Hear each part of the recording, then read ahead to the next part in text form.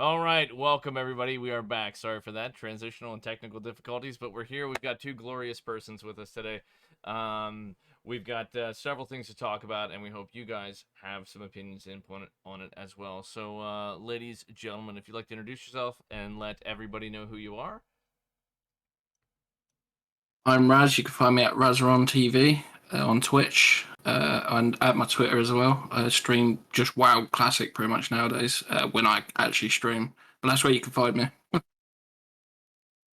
And I am Alenia. This is my first podcast with Docken, so hi to everyone. I have been playing WoW since vanilla. I'm a classic WoW speedrunner. I was 5th to 60 Oceanic for the classic launch and top 100 world. TBC launch, I was the first solo world 70 for Oceanic, and I currently hold the #1 spot for unaided speedrun on speedrun.com 1 to 70. I currently play on Sky Fury and Atiesh, and I am looking forward to getting to know my compatriots here a little bit more while we complain about everything that is WoW. That's fantastic, guys. That's great. That's great. That's great. So, all right, let me adjust that. I just asked the audience here just a little bit how the audio was. I'm gonna tweak Elenia a little bit, and Raz, I did pull you down some. So, guys, just give us feedback if you're unable to hear anybody in there or otherwise, and we can adjust as we go along. So, thank you guys for being here today. Very much appreciate our guests on the show. We're gonna be talking about basically our starting experience from the onset of Wrath of the Lich King. So, what did you guys do as far as your leveling approaches, and how did you take that, or what did you think? If you just kind of take that and run with it, and we can discuss that a little bit. Well, my leveling, I wanted to do questing primarily, and it was near on impossible the first evening. So I did a few dungeons, but after that, I just kept on questing. But I'm not even 80 yet. That's how slow I am. But I'm hoping to get 80 very soon. No, it's not necessarily slow. It's I just the journey you take, right? Go ahead, Yeah, Elenia. yeah. Yeah, exactly. I actually was going to speedrun to 80 at Breath launch, but decided against it because it was just going to be a bit of a. Are we allowed to swear on this podcast? Oh, you can say, yeah, just no TOS. That's all. You can say whatever you want. Otherwise, you know me. Come on. Yeah. Okay. So yeah. So it was going to be a little bit of a clusterfuck, the 70 to 80, because you're going to have a lot of people, that were like heavily geared and like had like pre-done quests, and it was just going to be a little bit crazy, especially with like people doing a group effort to boost one person, and that's not how I like to run. I like to do a solo open world. So I ended up doing a duo with Balls of Steel. We had a great time rolling Paladin and Mage and running that to 80. I just dinged 80 on the weekend, which was fantastic.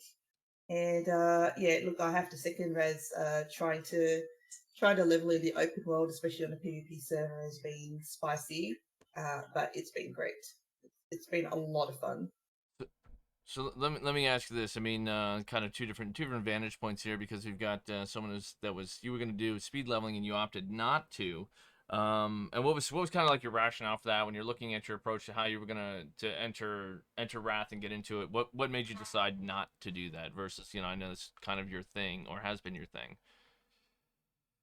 I did it for TBC launch, and I was first Oceanic 70, which was really cool, solo. But the meta for TBC had been, dungeon spam was going to give you the best XP per hour, and I decided against that because, like, to me, there's not a lot of fun in doing it that way. So I ended up doing a solo run, and that was great. Wrath is a little different, I think, just because a lot of people at that point had wised up to the fact that you can preload quests, you can grab items that give you quests that you can just hold in your bag. So you could literally have like 100 quests ready to turn in when Wrath came out. And I was busy with a lot of other projects at the time. I was working on leveling guide that I provide for free for the community, and I had a bunch of other things that I was working on too. So I decided against it, and I'd been promising to play more with my friends So I thought it would be really nice to do a duo, and we rolled on Sky Fury, which is one of the fresh Wrath servers, to make some new friends, allegedly. And I don't regret it at all. It's really a lot of fun. Rather than spending, hundreds of hours prepping for a run that I knew was only going to work for solo against everyone that was like getting ready to get like mob tag boosted and everything like that. I just enjoyed the leveling experience, and that was great. Awesome. So I caught something you were saying there too, and you said having like a, and obviously maybe it's not a literal 100 quests ready to turn in, but talking about having, more than what the quest log allows for turn-ins. Can you elaborate on that a little bit? That's something I personally wasn't familiar with, because I know a lot of people had done, I think even on like a pre-launch guide video I'd put together was just mentioning like, hey, this is something you can do as far as like getting all these quests in your log and stuff. But beyond that, like how would somebody go about getting more than just their maximum log done? If you have, especially a fresh character, one you haven't sort of gone around and done all the quests in the open world on, there are an enormous amount of quest handings you can get from items that drop in the open world. For example, you've got the Howling Wind quest that starts in the Grand. It just drops off one of the aerial elementals there. It gives you an item that you can just stick in your bags, and it doesn't count to your quest log until you actually accept the quest from it, and then you just turn it in, Okay. just out there. Kind of like in I think classic, it's like like if you got 20k XP. if you got like Head of Assyrian or something from AQ20 or Hakar's Heart or something like that, huge XP if you turn them in. One Yep, so you just get stuff like that and keep it in your bag. Yeah, that's exactly it. Like, there's heaps of dungeon items, there's heaps of raid items. It doesn't have to be in your bag necessarily. You can stick it in your bank. They all, just have XP hand-ins attached to them. So it's pretty. It's something that you wouldn't normally pay attention to it when you were like normally leveling in the open world, but Wrath has a huge ability to stock like 100 of those. I'm not even exaggerating. It's crazy. That's actually kind of wild. I wouldn't even thought of that. I know there's a lot of I do come across a lot of those individual items like in any given like area. Like so if you're fighting in somewhere in Howling Fjord, there maybe you're killing like the Viking looking dudes and they drop a quest starter or something like that. You just have it sit in your bag and keep it till whenever. I mean, obviously you couldn't do that, ahead of time for Wrath, but there's similar items in TBC, like you said. That's kind of impressive. Do people even go so far as, there are certain gathering quests that ask you to gather, like, hypothetically, like, oh, you need 17, boar's meat. Like, you go get stuff like that, and do people do those things as well? Yep.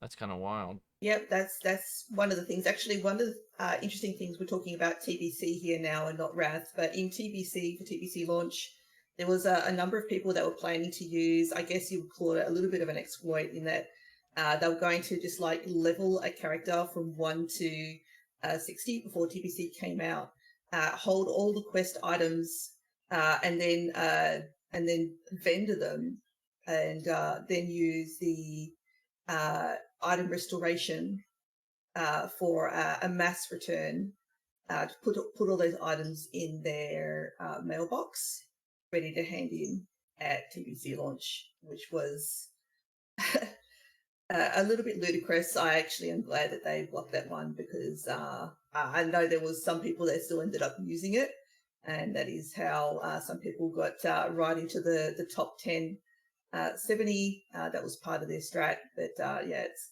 kind of, it takes the fun out of it. Well, that's kind of wild. So Wrath could do the same thing. Yeah, go ahead, Russ. Yeah, it sounds wild. That does. Yeah, I didn't even know that was a thing. Well, that you said that right, and it was striking a chord with me from when I was playing Season of Mastery, doing ranking, and knowing that what people do is they get their 20 stacks of AB, AV, and Warsong marks, and they just let the rest of them sit in the mail, and they sit there for, 6-8 weeks of ranking, and or I think it was 6. I forget. There's a maximum time limit. They just do like a mail recall and simply turn in like 100,000 honor worth of badges from that time frame, and I'm like, that's nuts. I didn't even think about something like that applying to a PVE. That's kind of a crazy thing to me, just to think about that even. But that's kind of neat reasons, being able to spend more time with your friends and play the game in a different capacity. And like Raz, you said you're still working on leveling, and you've just kind of taken a more, let's say, casual or approach to what you were working on there, or what made you kind of opt for that, or has it just been real life, or what's the story with your decision on that approach? Well, I haven't had much time to play since launch, but I've always preferred doing the questing than just dungeon spamming. But what I'll say is the leveling experience for me, even on the first night, was better than my whole TBC Classic like experience. But I'm It's so slowly good. getting there. Yeah. But I'm level 77 now. I grinded 2 levels today, so I'm really trying now to level as fast as I can. But on the first couple of days, it was near on impossible. I find, especially with get mob tagging and stuff like that, and then having to do a group quest and like all the groups are full and stuff like that. I found, but now it's slowed down a bit and the servers are more stable. It's a lot easier now, and I'm looking forward to finally hitting 80, hopefully this week. Yeah, that's definitely one thing. Like with the leveling experience, when you're starting off with whether it's a fresh server or a fresh run from like the end of a content, whether it's classic into TBC or TBC into Wrath, that kind of thing, is the insane amount of people. Like we first started, we hung around the Brewfest to get the group I was kind of running the dungeons and stuff with, and sorry, Aladar says you need the rested XP guide. Use promo code Docken Rats. I've already got it. Oh goodness. But that when we left, we started Howling Fjord. We stayed at Brewfest to get the experience buff because we were planning on grinding dungeons, and part of the reason that we took that approach was some of the things that you guys had mentioned is just simply the raw volume of players that are in a given starting area just becomes almost painful because there's so many people that there's persons sitting on every mob spawn, and to me that's just insanity. Like that's the worst thing. That's why I'm always like, and my chat, my community knows this. They hear me all the time. Why does everyone love Fresh so much? It's like 7,000 people in freaking like every starting zone, sitting on the spawn, spamming tab instant attack. And I even remember so far as like private server days and stuff, sitting there and like you couldn't, as a warrior, I played, you didn't have anything. You couldn't hit the mob, so you take your weapon off and you punch it because the hit speed is faster than your weapon speed, and just trying to get tags. I'm like, dude, that is the worst experience ever for me. I don't enjoy it. It's not fun. And this kind of sounds like it's like doing dungeons. Ultimately, I think because this is what we did. We spam dungeons a lot. And some of that came from maybe it was my personal lack of preparation and realizing that the reputation gains don't work quite the same way in Wrath as they did in TBC. Because I'm like, from TBC, we went in, we said, spam dungeons, get the rep, and then we can do the quests after the fact to get those reputation gains and kind of get the access to the heroic keys and that kind of stuff. But with Wrath, it's not near as important. You simply hit friendly with the different factions that have the tabards, and then you do the dailies, and that's how you get your your reputations up. So it wasn't a benefit in that regard, but it was a benefit in the regard that like I didn't find myself standing there being stressed out of like, why can't I get this mob? I'm trying to tag a mob, like even though I was playing a Death Knight, it's much easier because you have Icy Touch, which is amazing for tagging mobs. Wait, so It was okay. It wasn't. Go ahead. It was okay for me because I reckon if I played a melee class on launch night, I just wouldn't have bothered. Playing a hunter, it was so much easier. Like what's that quest? One of the first quests in Howling Fjord, where you got to kill the crows or something. Mm-hmm. Just Oh tagging yeah. them. Yeah, it's a lot easier. And then like if I see one in the distance and I see like a warrior or a death knight running towards it, yeah, I've got it. I just skipped the start area. I was just like, see you suckers. Just went straight to Camp Winterhoof. Well, that's actually great, right? So you just again elaborate on that. Like if you're instead of doing like getting off the boat or the teleport because the boats were broken, you skip the area. So what are you doing? Why is that a benefit to trying to either level faster or more with more ease, maybe? Well, most people when they hit Howling Fjord or Borean Tundra, they're gonna like start following the quest in that immediate area, right? And we'll be fighting with each other. But especially for like Wrath, you've got to keep in mind both those start areas. There's quests immediately available in other hubs throughout that first zone. So in my case, I just went straight to Camp Winterhoof because we started in Howling Fjord. and just started doing the quest there. Not all of the chains are available if you do it that way, but we were able to get to 71 without any real competition doing it that way. And then we're able to double back as people clear the start area and then just do some quests in there, and that worked out pretty good. Wasn't it similar as well in TBC? Wasn't there? I think there was a few people who went straight to Zangarmarsh. That's why I think that's the thing. They like spent as little time in Hellfire as they could and went straight to Zangarmarsh. They could have done. I did hand-ins for TBC launch, so I didn't get to Hellfire till about maybe 40 minutes later. But I actually did my run on a low pop server. I don't think I would have done that or tried to deal with it on a high population server. That's for sure. R.I.P. Fell Striker. Yeah, the servers are that's a whole nother ball of wax right there. But that's actually a really good idea. I Yeah. mean, that's, again, I think it's some of my personal, like, OCD, like, oh, I got to start at the beginning and I've got to go 1, 2, 3, 4, 5 and do every quest in order as they give them to you according to when you get there. And rather than being maybe a little more intelligent or wise about it to save myself a bit of time, if I was going to do questing, skipping ahead is actually, that's kind of brilliant, just getting out of Docken, the pack. You like PvP, right? To an extent, yeah, I do enjoy doing. I didn't used to, but then doing season of mastery ranking kind of like changed my perspective on it a good bit. So I do have fun with that, definitely. So think about it as another style of PvP, like the launch strategy. You know what your competitors are going to be doing. You've got a lot of people that are new to Wrath that are going to be milling around in the start area. You've got a lot of people that have picked up guides like Rested XP or Joanna's Leveling Guide or Zygor. And guess what? Every single one of those guides start in the start area. So you know where everyone's going to be. So yeah, just bypassing that and going, okay, well, that's not where I want to be. I want to start somewhere else. What does that look like? Starts to come into play. And then when you're on a PvP server, you might be looking at, okay, where is the, because we're playing Horde at the moment, where does the Alliance start? And you might want to pick a start area at launch where you know that the Alliance are going to be nearby as well, so that you're not fighting for mobs with them either. So, I'm actually terrible at in-game PvP, but I'm pretty good at that side.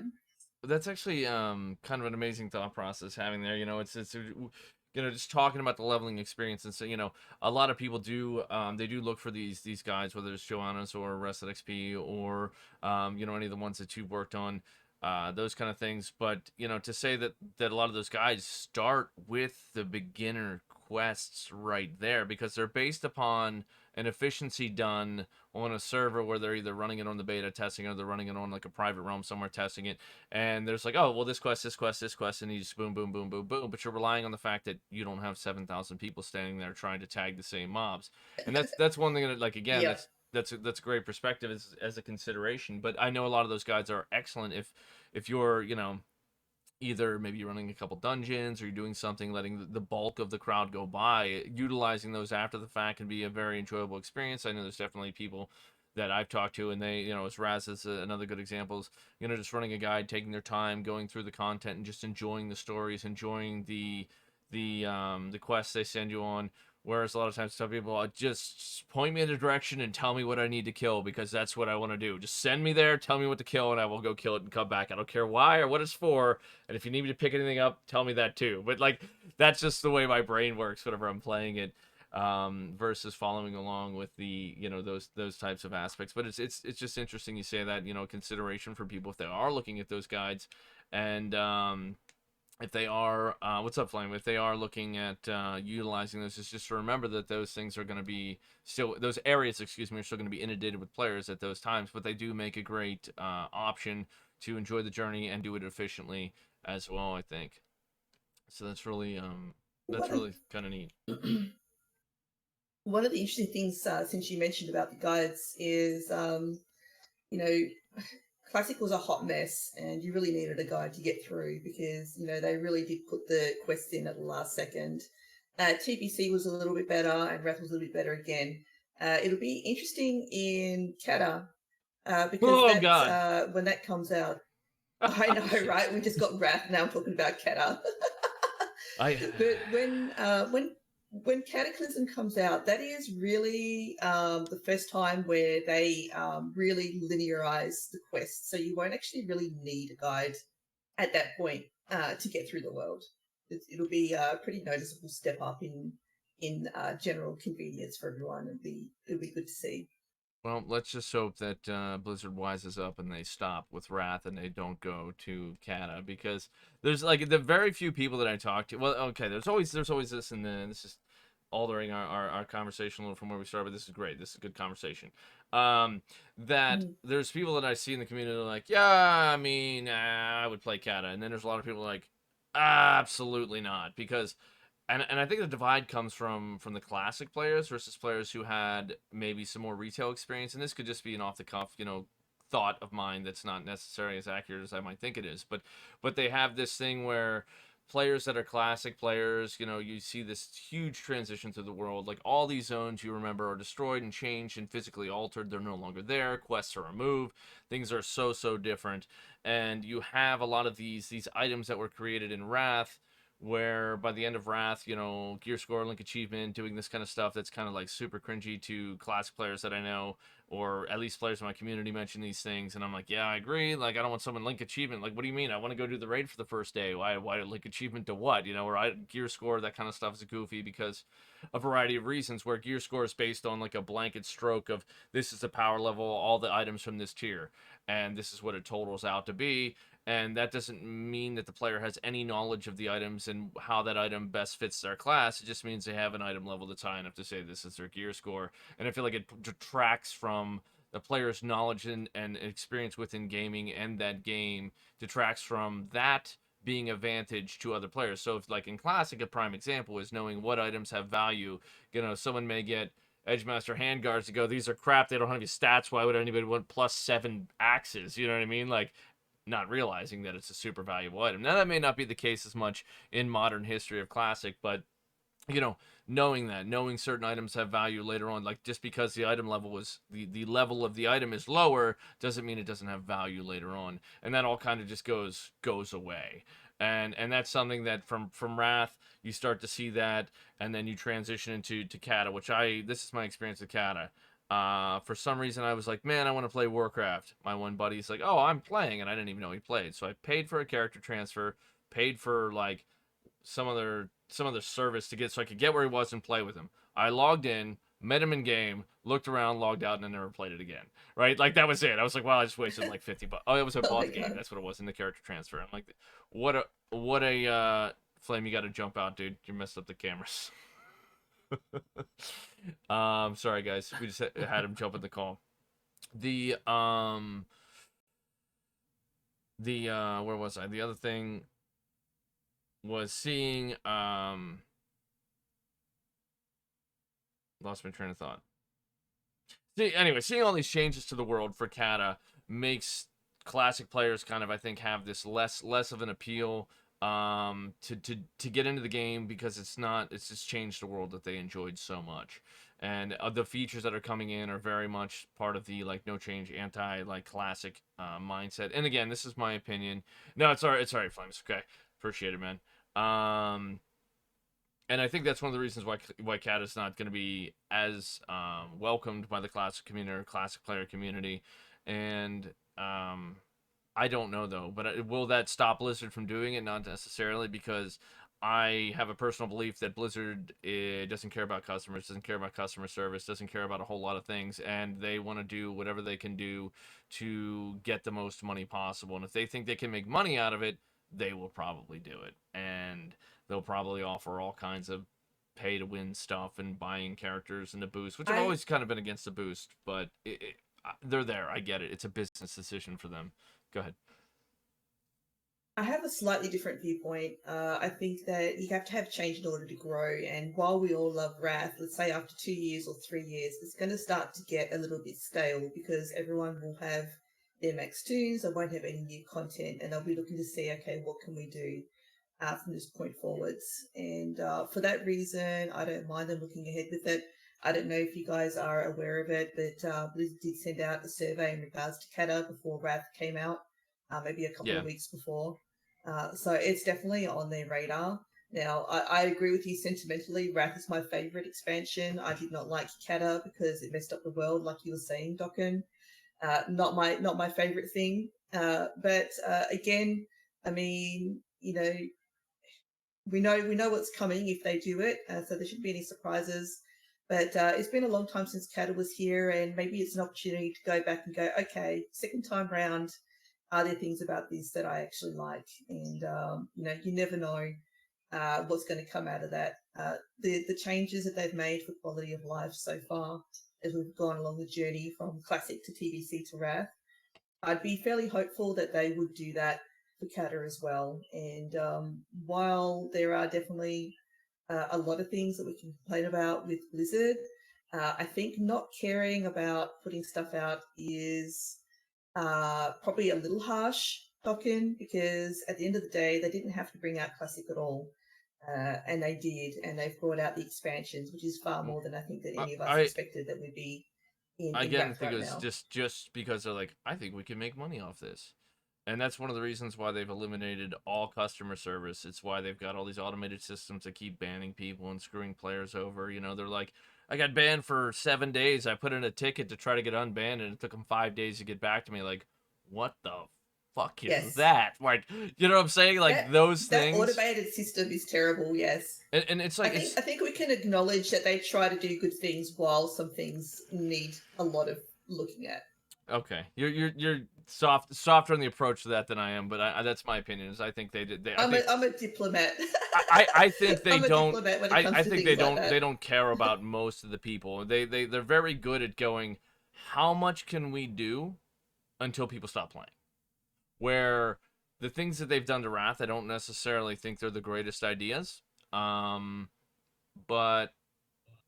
am I going to stop playing because of it? No. And that's what they're good at, is getting people like, am I going to stop playing because I got the boost? Like, God, I don't like it, but whatever. I'm not going to buy a boost. I get why people do it. I don't have to like it. Whatever. And they're good at doing that and getting people to stay even though they're doing things. And that's good, I guess, good for them, but it just bothers me in the sense of like, I don't like those ideas. Like, you got to earn your stuff. Like, I don't think, if you got an attunement, I don't think it should ever go away. If the difficulty is a certain amount, I don't think it should ever change. If it's so hard to do something, I don't think it should ever change. Because, and I always have, and a lot of people from my community know this again, is that, because I harp on this so often, it devalues the efforts of the players that came previously, right? If you worked really hard to get something, and you spent time to do the attunement, do the quest, get this thing, kill this boss, get that part, kill this boss, get this thing, get attuned, get in there, and do the content, and you got, you did it at a certain difficulty, you did it with a, certain number of players, you did it, at this point, then you earned that with that effort. And if you go back and you say, well, you can take half as many people, you only needed 2/3 of DPS, and that kind of thing, that just bothers me by principle. Whether that makes sense to do or not, it just bothers me by principle. That's my opinion. So either way, what Blizzard will do what, like you said, what they do for a business standpoint. They will do what they can to earn most money. They'll get an idea from the players what they want, but if it doesn't earn them money, they won't do it. For me, I'd rather them, if they have to go to Qatar, which I think they will, I'd rather them at least keep Wrath servers, at least, minimum. Now, I'd want Vanilla Fresh, but... Do you guys think they'll do that? Because they did it with Classic, then they skipped TBC. And they're going to keep Wrath servers? Like... Well, from what we've seen from private servers, Wrath, even if it's not a fresh Wrath server, people will still play it. That's my opinion. What do you think, Elenia? I think that we should see something for Season of Mastery as to whether that's going to be classic based, like vanilla based, or TPC based, or Wrath based. I don't know. But Season of Mastery is supposed to be coming up a little bit later on this year. I'm going to assume that we're going to see a TBC based one for the next season, and then maybe we'll see a Wrath one for the season after that. Gotcha. That's interesting. That's interesting. I'm just wondering how they'll put that together. I did do Season of Mastery, but I did PvP on Season of Mastery, and that was partly because I felt like my TBC experience was so bad. I'm like, dude, screw this. Like, I'm just gonna go do X, Y, and Z and go rank a character in Season of Mastery. So I didn't get to see firsthand the changes in the PvE content, which was it's a big thing to me, the raids, knowing that kind of stuff. I did see some of the MC changes and things that they had put in. I don't know how much of that continued through the content. I know there was small changes to some of the other content, but I don't know that it was substantial or not. But I guess it'll be interesting to see what they It do was and the approach they massive. take. Go ahead. Yeah, they did really good work with the raids in Season of Mastery, and certainly some of the things that they changed in Season of Mastery they brought to Wrath, and I think that was really welcomed. The main changes, of course, in Molten Core, like they doubled the health points for the bosses. They changed the mechanics on all the bosses to make it harder. It was a very, very fun experience, and I think once they got past that don't touch it. It's vanilla and it's there because it needs to be exactly how it was in the past. And they went, okay, how can we mess with this a little bit in Season of Mastery to make it more challenging and more interesting? They really did some great stuff, and I think that's off the back of the fact that the Blizzard team are absolutely crushing it in like raid mechanics and raid construction in retail. They've got a very strong team there, and I'd like to think they've brought some of that know-how to Season of Mastery because we had an absolute blast with Molten Core. As you know, Docken, I was involved with looking after the hardcore community, and they wanted to do Molten Core without people dying to in-game mechanics. And they did manage to do that. But I remember the behind the scenes conversation before Season of Mastery came out. First of all, it was, do you think we're going to be able to do this? It needs to be like a 40-man team. It's going to be really tough. And then Season of Mastery came out and Blizzard said, oh, by the way, we're going to double the health points on these bosses. And, we're going to add in these extra mechanics to make it harder. And, there was a lot of, a lot of looks from deer caught in headlights when those announcements came out. Yeah, that's actually so that was great.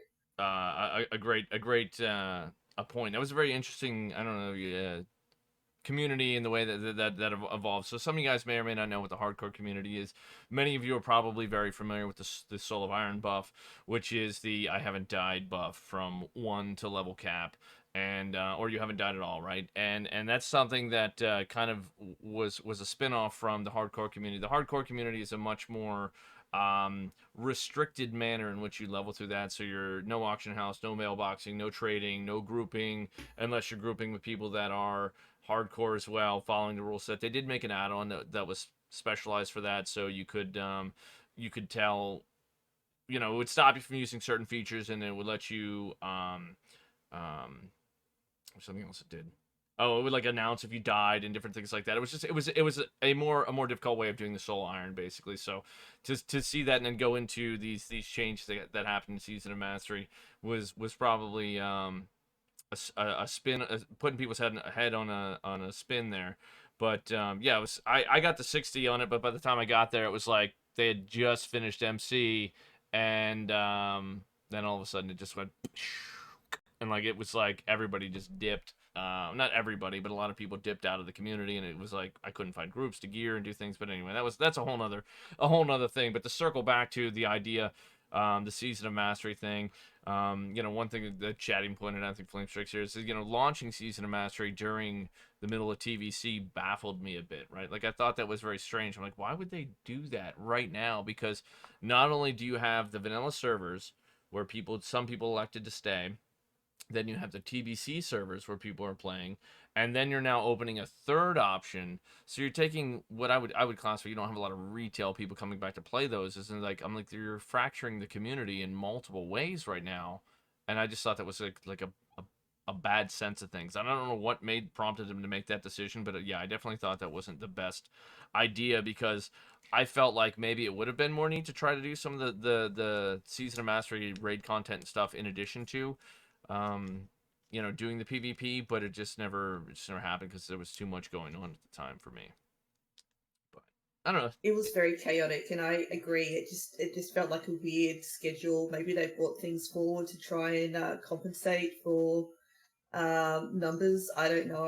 I know that they had put forward a proposal for Blizzard in general that they wanted to get more content out on a faster scale, but I think at the time, I mean, you guys, I'm sure, were raiding as well. You know, it was pretty crazy with the Blizzard scandals, and yeah, as Flamestride said, you know, Season of Mastery being released while TBC was like, you know, really ramping up its content to divide the community, and then be further divided by the drama that was happening at Blizzard.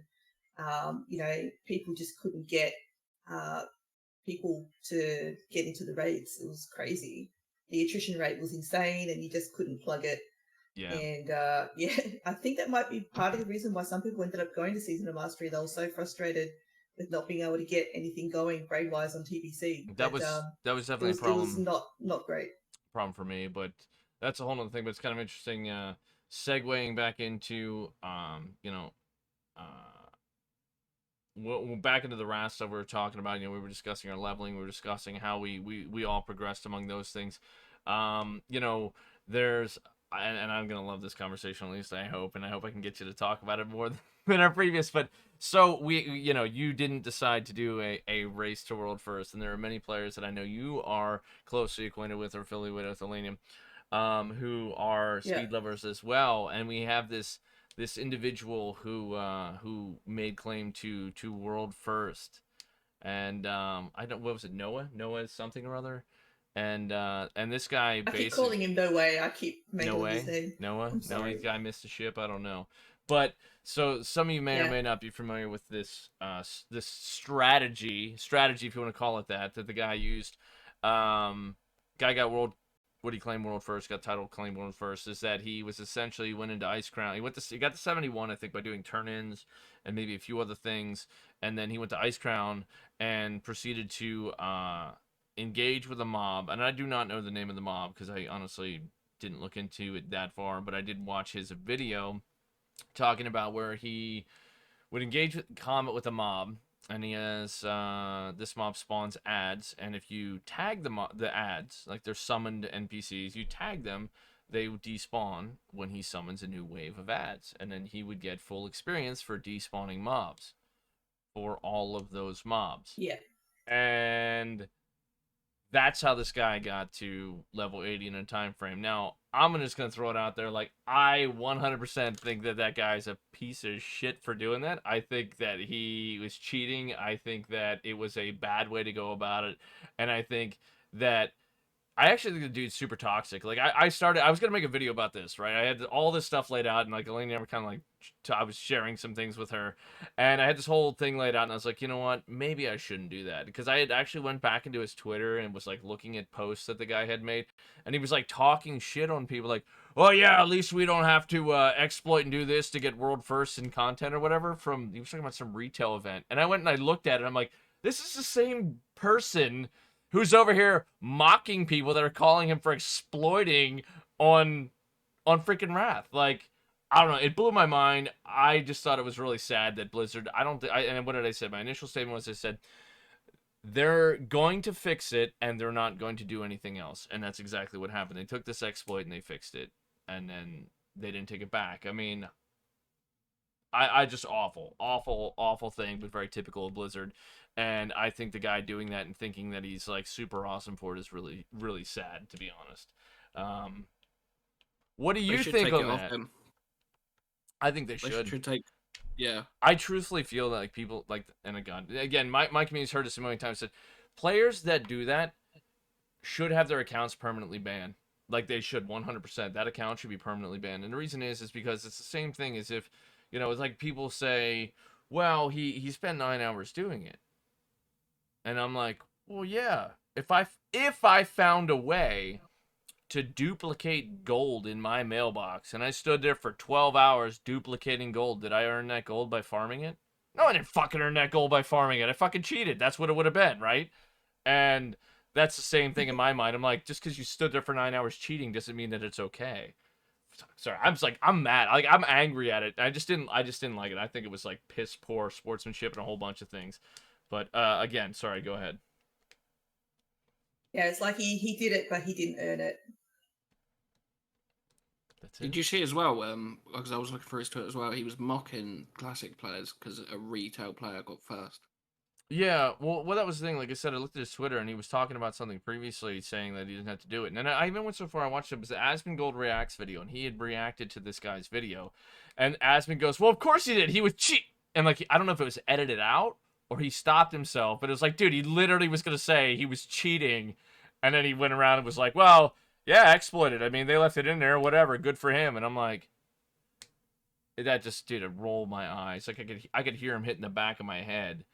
I just I think it's a shame because and the reason I say this and like, you know, I don't want to be I think it's a low moral character, and I think in my opinion of it is that it's cheating, and my opinion is like an asshole. Everybody's got an opinion, so if you hear this and you think, oh, that's terrible, he's talking like, you know what, yes, Blizzard left it in there, you know what, yes, the guy did it. Should he have been able to do that? No. When you find that happening, what should you do? You should like, hey, this isn't working right. I should probably, like, you know, test. Oh, this isn't right. Let me report this, and then you leave. Right? That's the right thing to do, and you go back to whatever it was you were leveling or doing. It's the same thing if you found a way to dupe gold in your mailbox. You don't sit there and do it for 12 hours and not tell anybody. You report and leave. You shouldn't be able to, you know, but that's the correct moral thing to do, in my opinion.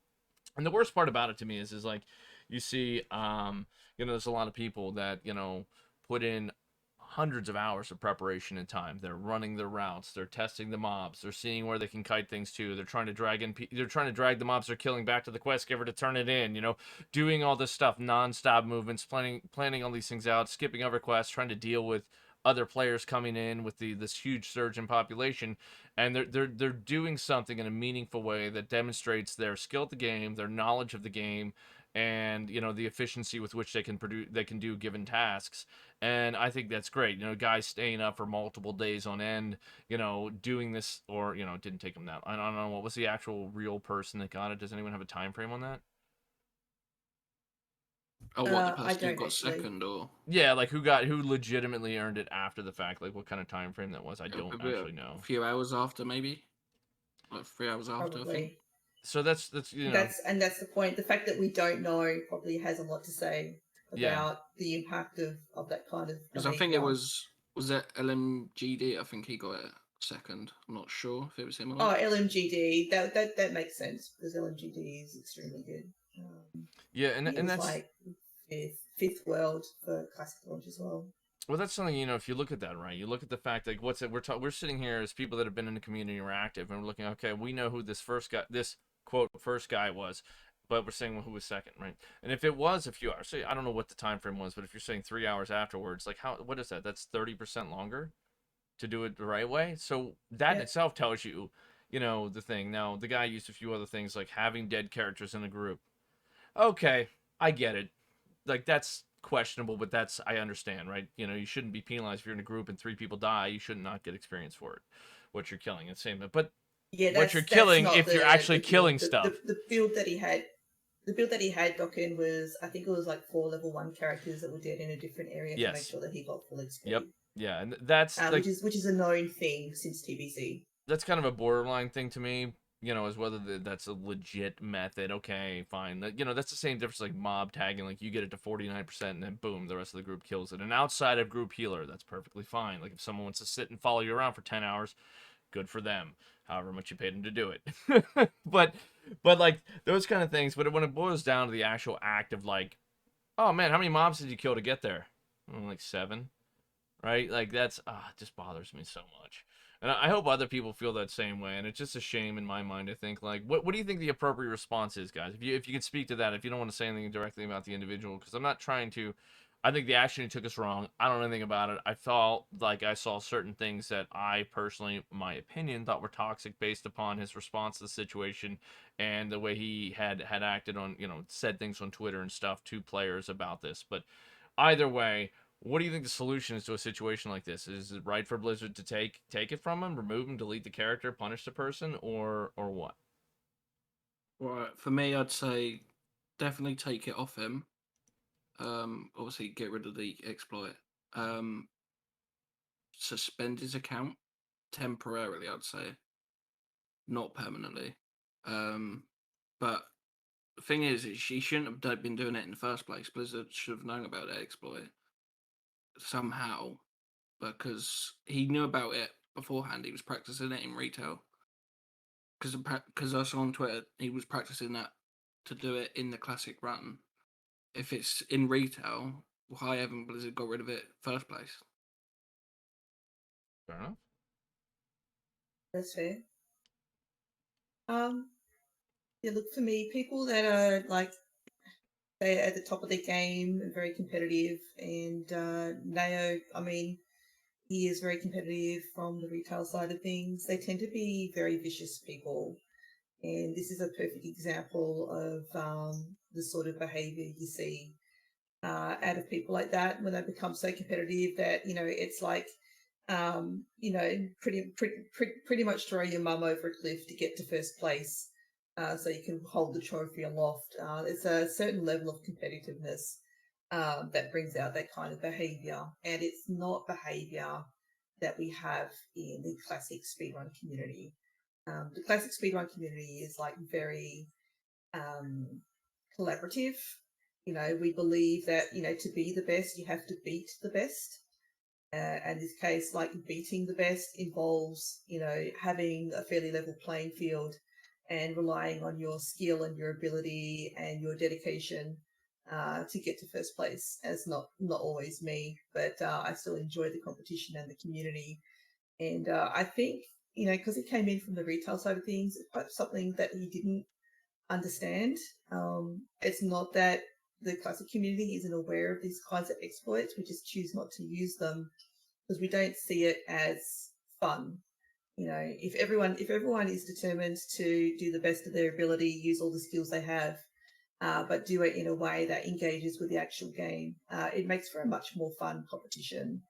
And when he came in and did this, I remember I won't lie, I was quite angry, but I was more angry with his behaviour after he got it.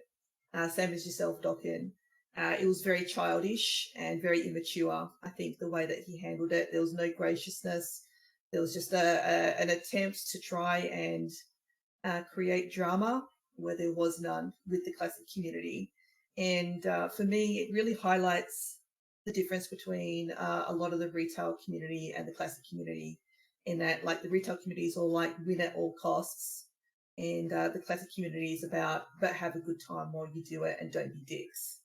So I think that he really misstepped when he tried to create some sort of us versus them, because in his mind it is us versus them, whereas for the rest of us, we're just there to have fun and do the very best we can with our own skills. And unfortunately, I think he's actually punished himself in that regard, because I don't think anyone in the classic community will really take him seriously, at least not in the speedrun community. He's pretty much put himself on the outside of that by choice or by accident, and you won't see him participate in anything that the speedrun community does as a result. So good luck to him. Yeah, 100% agree. And as well, he's pretty much fucked himself, because he's not going to be known as the first level 8. He's going to be known as the one who cheated and exploited to get it. So, like you said, he's going to be excluded from a lot of things in the future. Yeah, I totally get that. And like I was, like, I'm not a speedrunner. Like, I don't even like it. It means nothing to me to be for, like, there's no way I was gonna ever have a chance of getting first anything.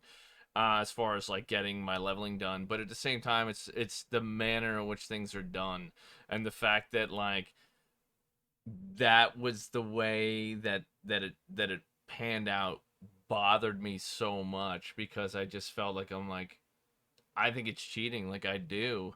I don't. You're never gonna convince me it's not. Like, it just is, in my opinion. Um, and it's just a shame that the manner in which they handle certain things. And I say the we'll move on from this shortly. I wanted to touch on it, but like, the reason that I think that people that do those things should be permanently, like, that account should be done, toast, gone, deleted forever. And I said because they don't set an example, right? They've turned this word, like, someone would tell me I got banned. Like, oh, you got banned. Oh, shit. Like, that's bad, right? No, you got suspended for a period of time. You didn't get banned, like, removed, unable to play. But if you set a precedent, and you have players like that do something like this, and they are handled harshly for what I essentially think is cheating. My opinion is cheating.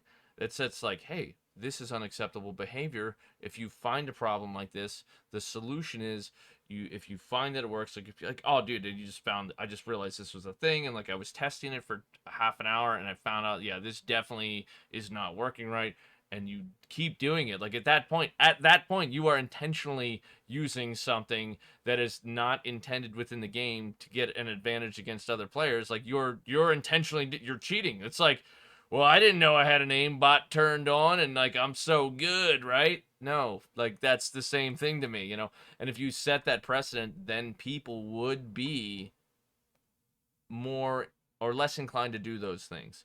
You know, it's the same thing Well, with the we with were the gold making a buying. joke about it, weren't we, when it happened, right, Docken? Where we were comparing it to, the marathon runners, Yeah. IRL.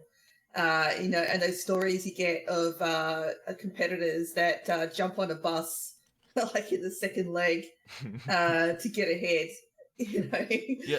And, Yep. then they sort of run across in third place and they're like, oh, it was really hard. And, technically they got over the line, but, Yeah, we actually some of you guys they may or didn't may earn not be it. aware, real quick, we do have a candid picture of Noah running a marathon race, I think. I'm just gonna find this real quick. As you guys can see, clearly he's very good at running. He's been involved in a lot of high level competitions, well known for his speed. And Can as we you can have him see as our here, fourth commentator? there's distinctly no reason that this guy shouldn't have been first in this foot race. Distinctly He's no an reason. extreme athlete. Very extreme. Like this is the high caliber type player we have What a caliber, running man. foot races out in the world. So this is just something to keep in mind. This guy is definitely very good at that. You can see clearly. So anyone making claim that he is not doing things right, just reference a historical photo of him running this foot race here. Well, for what it's worth, the rest of the speedrun community, we had a great time in Wrath. That's Um, awesome. it's always about like your own betterment and pushing as hard as you can, and we all had an amazing time. Wrath is a fantastic expansion, and for those of you that don't know, if you've ever thought about trying to speedrun, go check out speedrun.com. It holds a leaderboard for pretty much every game in existence, and they have just released a leaderboard for Wrath Classic. So if you want to try your hand at a 1 to 10 speedrun for any class, or even a 1 to 80 or the DK start area, you're more than welcome to do so. It's free to compete, free to enter, and the rules are all there. And it's definitely a fun way to try and play the game when you got some downtime. Absolutely, definitely unique things to learn about the game. There's the same thing. There's so much I learned about the game doing hardcore. Like the knowledge of mobs and NPCs and quests and items just blows up because you need to learn it to do it. So that being said, they did have something else that they altered here in Wrath of the Lich King with the way they have they're looking for group tool, but they don't have the random group finder tool put in that was in the 3.4 something or other, the final patch. And they're looking for group tool that used to be in the game did have a bonus reward for the healers and tanks. I think it was for both of them at the time originally, where you get like a little adventure box or whatever it was if you used looking for group tool. But they've removed that, and they've now provided these adventure boxes or adventure whatever they are, bonuses you get for doing quests and for being a tank or a healer based on their algorithmic determination at the end of the run. And these loot boxes originally started out, if some of you guys have been playing and you've seen, like, you're open the box and there is 3 pages, a total of like 6, 7, 8 items depending, where it's like there's 10 food, 10 water, 5 healing, 5 mana, like 3 different elixirs, possibly a pet, and like maybe some other random item in the box. And I thought, damn, these are super, like, there's a lot of shit in here. This is amazing. And I thought, well, these can't be, because I was not personally familiar with the final consumables, and I was like, oh, these got to be like beginner stuff, right? No, it's like the best stuff for the patch or the expansion. I'm like, why are they giving out so much of this?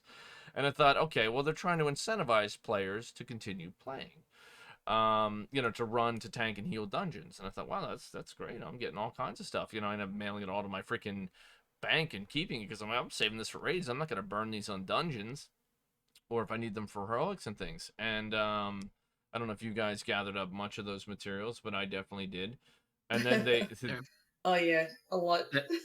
They're a pain in the arse because my bags keep getting full.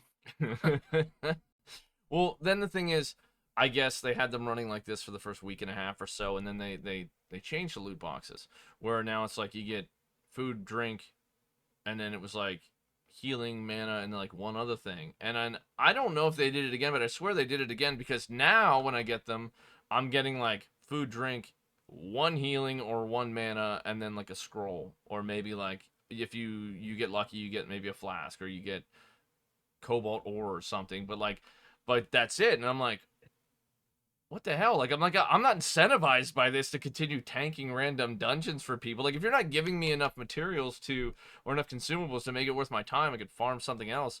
Why would you still do it? So I don't know. Like, to me, it just seemed like a really strange system. Like, what's thoughts, takes, ideas? Isn't it typical hearing a tank saying, I need to be incentivized to tank, they're not giving me enough stuff? No, I'm saying we hear it in the open world, and then we hear it in the raids. Like, give me all that loot. I'm saying that tanks always taking all the things. The reason behind introducing that, as they said, was to incentivize tanks and healers to continue running the dungeons after they no longer needed anything else. I personally enjoy running the dungeons, and I would run dungeons like in Classic, wearing 2.5 raid gear, Thunder Fury, and everything else, just because it was fun to slam through, Strat Live, Strat Undead, Dire Maul, whatever, and that was fun to me. But the premise behind it was just to keep people running, and I get it, you're being cheeky, but at the same time, Elena knows bribery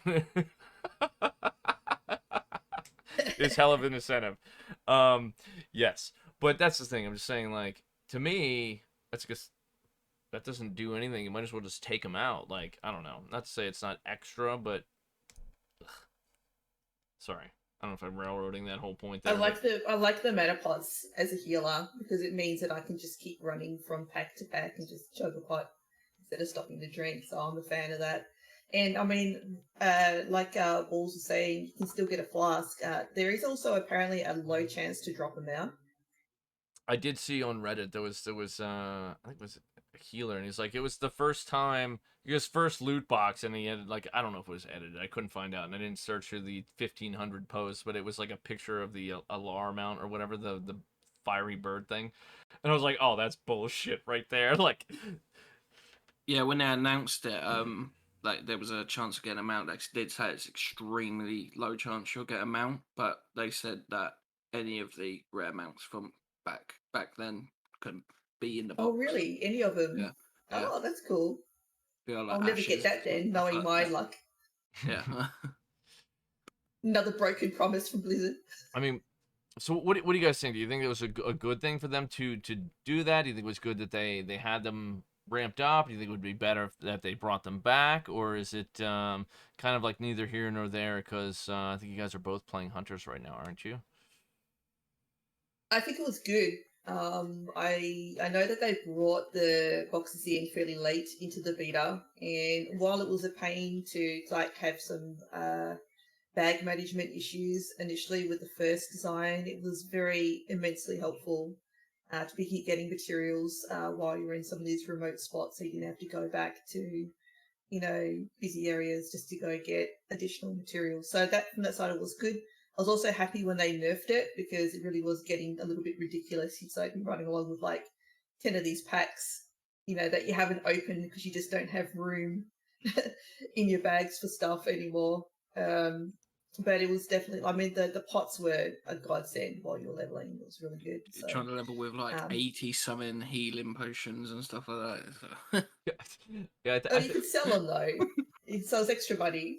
I think I'm upwards of like 300 or 400 healing potions sitting in my bank right now, because I was just like, I'm just keeping them. And I had a healer that we've been running with, and like, she'll throw me a few piles of those, and I'll send her some of my mana pots or trade back and forth. So it's just kind of funny to see so many of them. But Yeah, I think she had a lot because I got some mail as well with loads of pots and stuff like that. I was like, okay, I've got more things.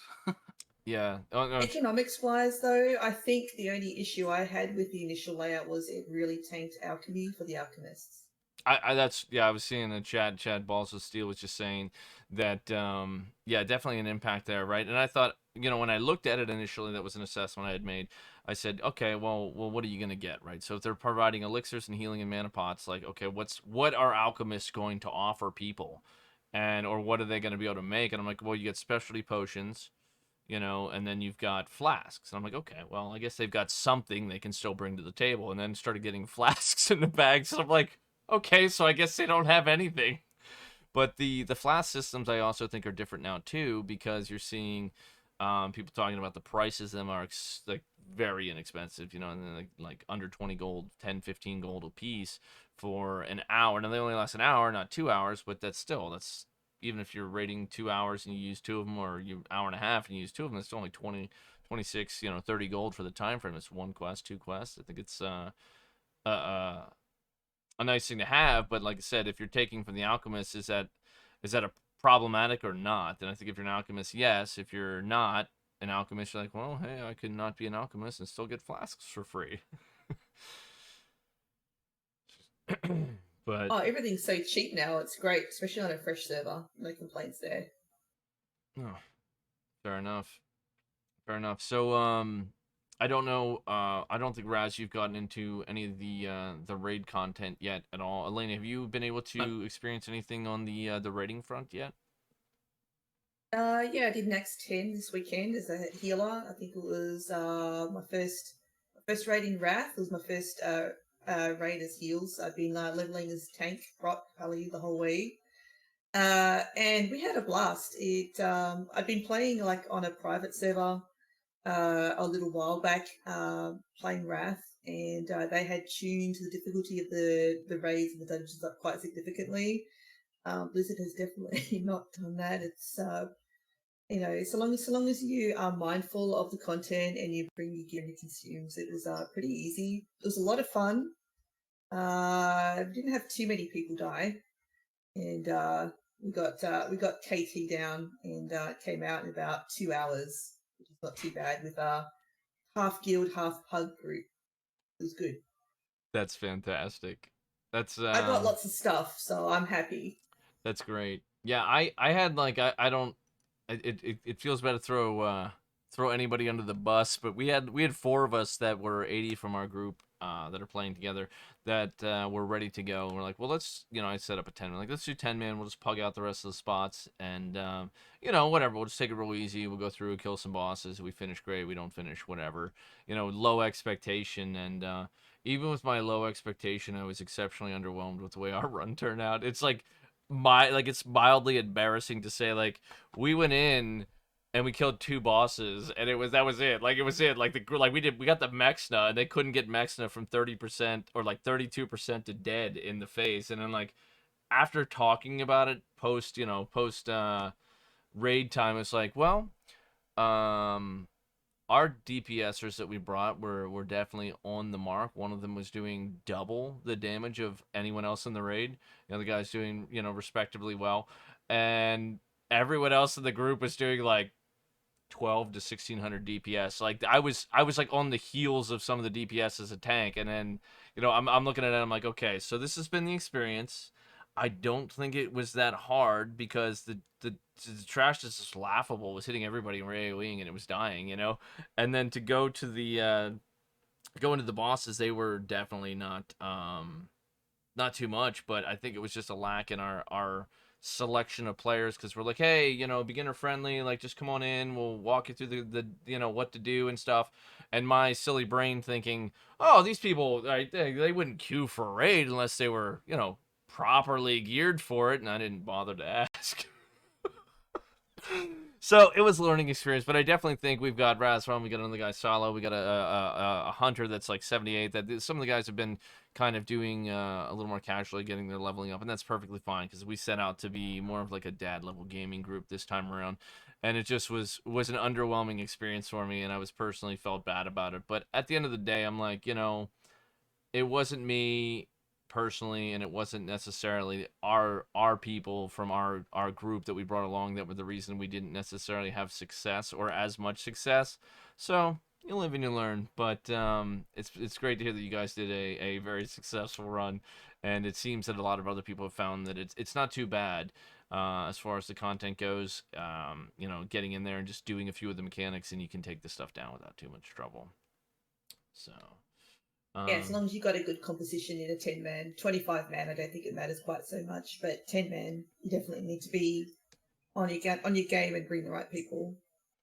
yeah, I think because we were looking at some of the stuff. Like my Death Knight brings the haste buff, and I bring the attack power buff, so we don't necessarily have a shaman for that. But having like a mana tide or something could be very useful for the shaman, depending on how many casters you have, and a variety of other things. But they did with the fights being altered from what the original 40-man was, even for the 25-man, with less mobs here and there, less adds to deal with on certain fights from the 25 to the 10-man even, is it just makes a difference, Just mainly having oh, they were only pushing like the DPS we had brought in were only pushing like 1.2 to 1.6. Okay, and I think I was doing just around 1,000 as a tank with like I had a I'm blue. crying on the inside hearing those numbers. I know. As a healer. I was Like, using that's the horrifying. Arena of Anguish weapon still, and like I felt bad afterwards, and I went through and I was analyzing like the pre-bis list, and I'm like, dude, I'm sitting here, and I'm like, I have this, I have one of these four, I have this, like I'm like everything I'm wearing, I'm like 90 to 95% pre-bis, and I'm like, you know what? And I just went and spent 3K or 3,600 gold and bought the Titan Steel mace. I was like, well, I don't want to be the hang up, so I'm gonna buy this, and like Nice. trying to do all this stuff. I'm like, I don't want to have a single thing that's not ready to go for me personally, because if I can carry more weight of pugs, that we could do better. But I truthfully think we'll do a lot better with our own team. And the thing is, because I know our own team is going to be trying to gear properly, trying to get the hit rating they need, and willing to learn and work together on the stuff. So, yeah. That's the whole point, isn't it? Well, I think Work together, have fun. I think so. Having fun? What is this? This is video game. This is World of Warcraft. This isn't fun. Serious business. The F word. Yeah. Don't say fun. So. It's like the other F word, F fun. Yeah. Apparently, we're supposed to be having a good time playing this. Yeah. Not meant to be fun. It's just for the gear. Like there's a lot of people actually haven't played Wrath before. I don't know how you guys are finding it. Raz, while you're leveling, are you running into anyone in the open world that's new? Are you having like combos? Not really. I'm joining some groups, whether they're new or not, I'm not too sure. But there was quite a funny thing that happened earlier today, though. I don't know whether it was new or not. I was running to a mob, obviously on a hunter, and there was another hunter running to the mob, and he was like 20 feet ahead of me, and somehow I tagged him up before him. But I've met some good people leveling at the moment. It's like I did what's that like Ring of Blood thing in Grizzly Hills, that conquest place? Ring of Anguish. Yeah. Oh no, are you talking about the one that's the conquest bear and conquest stuff? hold. Yeah. Yeah. Did Okay. that with a few people earlier, and so some of us were like 1 or 2 quests behind, so we were helping each other doing all of that catch up, and we did all that. That's quite a fun experience. Yeah, I've come across some people that have been really decent about that with the with quests and stuff. Like you run up and they're doing something and invite them or whatever. Like being 80, I'm going back doing all the quests, trying to get those badges, unlock certain areas, get the rep, that kind of thing. But I'm even running into people still, and there's mobs that are 79, 80 elites that are supposed to be group mobs, and I can go in there and solo them, and there's like a 77 hunter trying to do the quest, and invite him to the group, and then, I did the one, did the next one, and I was like, did you get the first guy? He's like, nah. I was like, all right, let's go. So take him down there and do it for him, because I knew there was no way in hell that guy, he's gonna be kiting him around for half an hour. So it's just kind of nice to do that. And I've had people, certain things, you run up and they'll throw you an invite while they're killing the mob or whatever, and that's been great. And then there's other players that just, completely not paying attention whatsoever and not worried about anyone but themselves. So I think you'll have that anywhere in Yeah. gaming, no matter what. But yeah, if I'm like killing like a boss or something for a quest, and then I see someone else wanting to do it as well, like just a peer, I will like send them an invite if they want to get credit for it. I did that yesterday. So I was like trying to kill the boss slowly for the person to accept the invite. Declined it, so well, fuck it. So I just like used all my cooldowns on the boss. So too late. yeah, I tried inviting him, he declined it. yeah, That's absolutely. fair. So did you all have any I've had other? some nice interactions like that as well. Okay. There was one. I think someone was looking to kill that group dragon quest in Dragonblight. I can't remember her name, but like you have to talk to an NPC to pull it down, and you can't really do it with a couple of people. You need like 3 or 4. And so Unless you're a Death I was Knight. still in tank spec, so unless you're a Death Knight, yeah, okay. I was still a tank spec, so someone was calling for that, so I came over and gave them a hand, and we killed it, and we got chatting while we were doing that, and it turned out he actually knew one of the people in my guild, and so that was a nice interaction. Added them to the friends list. Let my guildie know later on when they come online that I thought that they were like IRL friends as well. So, those little interactions are part of the reason why I really enjoy playing Classic. Like, you run into some really cool people, and next thing you know, you've made friends, and I'm sure they'll probably turn up in a dungeon or a pug or a raid at some stage, and it's really nice. I like I'm that glad vibe. I'm glad you brought up Dragonblight. I remember a few days ago I grouped up with 2 other people, just going around doing all the elite quests. Because the Dragonblight chat's just spammed with people looking for more when it comes to the elite quests. So us 3, we literally just went around and did all of them. Got it done. That's great. So That was pretty cool. You guys have any other like pivotal highlight moments that you really enjoyed in your experience so far with Wrath? Or just kind of the whole thing, or Murdering Alliance. Murdering the Alliance? I ran to this.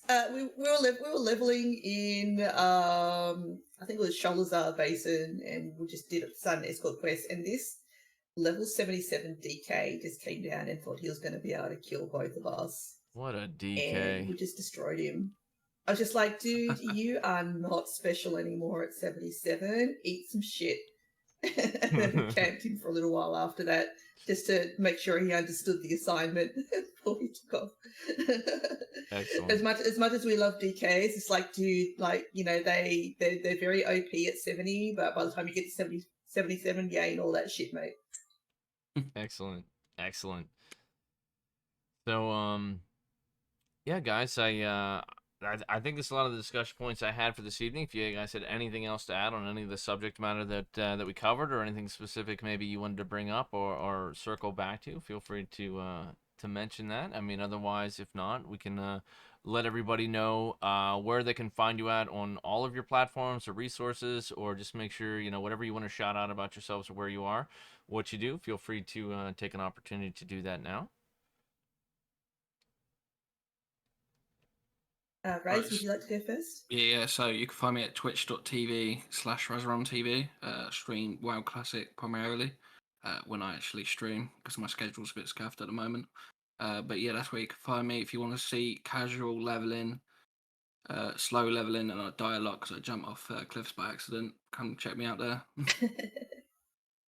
We love it. We love a good cliff dive, mate. I did that the other day. I got on my mount up at where those Sons of Hodir are, and then jumped off the side, and then realized that I was on my riding mount and not my flying mount, which was excellent. Not my finest moment.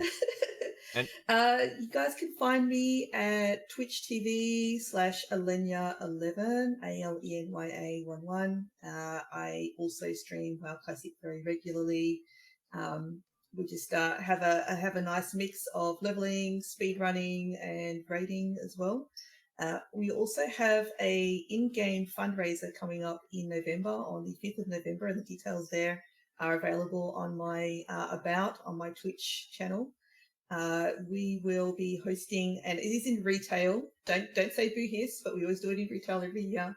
Our retail guild will be hosting a in-game chopper drive, which we do every year, raising funds for Beyond Blue, which is a organisation that provides services to assist people that are suffering from depression or have any dramas around mental health. And the whole purpose of it is not just to raise funds, but to help normalise talking about mental health as well. We would love to see Horde and Alliance turn up for that. This year's theme will be Wrath of the Lich King. The shirts have been made and are available. All proceeds go to Beyond Blue, and we would love to see you in game. So if you can't contribute, just come along and contribute some of your time and help us talk about mental health. What an excellent thing there. I want to thank both you guys so much for being here today. All of your contributions to the conversation. As everybody out there knows, I am Docken_TV, Twitch, YouTube, all over the place, socials, Twitter, Instagram, etc., etc. And we welcome both of these guys to the classic, or the, geez almighty, I can't talk. The World of Warcraft Legacy team, and look forward to working with you guys more in the future. If you guys enjoyed both these individuals' conversation, feel free to continue that over on either of their channels. Follow them and get to know them a little bit better. And as always, we will have another episode soon.